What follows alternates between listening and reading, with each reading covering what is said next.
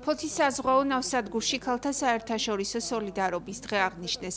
ღონისძიება მაერსკის მიერ გამოცხადებულ მრავალფეროვნებისა და ინკლუზიის კვირაულის ფარგლებში ჩატარდა, რომელიც მიზნად ისახავს სამუშაო ძალის მრავალფეროვნების გაზრდას და გენდერულ საკითხებში საზოგადოების ცნობიერების ამაღლებას.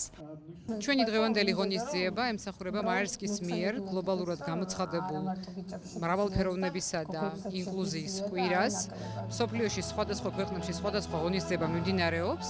APM ტერმინალს ფოთის ჩართულია ამ ღონისძიებაში და სასიამოვნოდ აღნიშნავ დღევანდელ დღეს.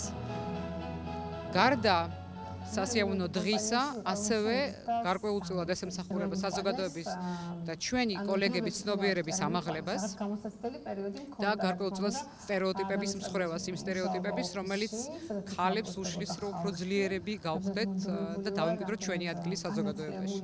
ღონისძიებაზე ნაჩვენები იყო ფილმი ქართველ ქალებზე, რომლებაც წინააღმდეგობის მიუხედავად მოახერხეს მნიშვნელოვანი წვლილი შეეტანათ საზოგადოების განვითარების პროცესში. ასევე გამომცვლელებმა წარმოადგინეს მოკლე ისტორიები იმ ქალებზე, რომლებმაც მანდილოსნობისთვის არატრადიციულ სფეროებში წარმატებას მიაღწიეს. უპირველესად მინდა მივულოცო ჩვენს ძვირფას მშვენიერ მანდილოსნებს გაზაფხულის ეს ლამაზი ბრწყინვალე დღესასწაული ქალთა დღე და ვუსურვო ყოველივე საუკეთესო ცხოვრებაში.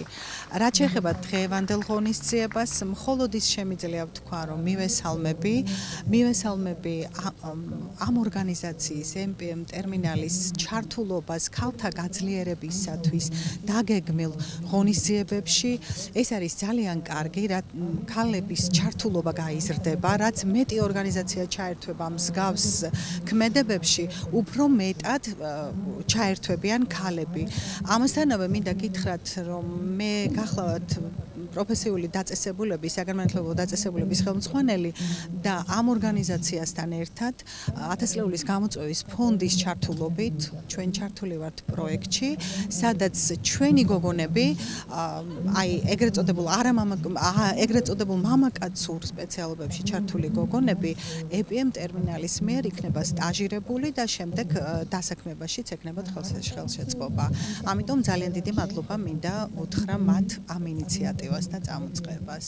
ღონისძიების დასასრულს მოწვეულმა სტუმრებმა ვიქტორინაში მიიღეს მონაწილეობა და სხვადასხვა ნომინაციაში დაჯილდოვდნენ.